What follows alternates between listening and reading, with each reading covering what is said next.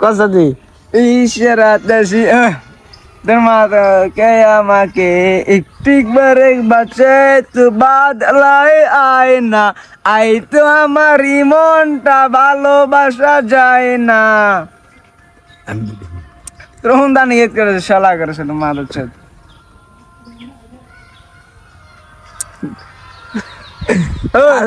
शादी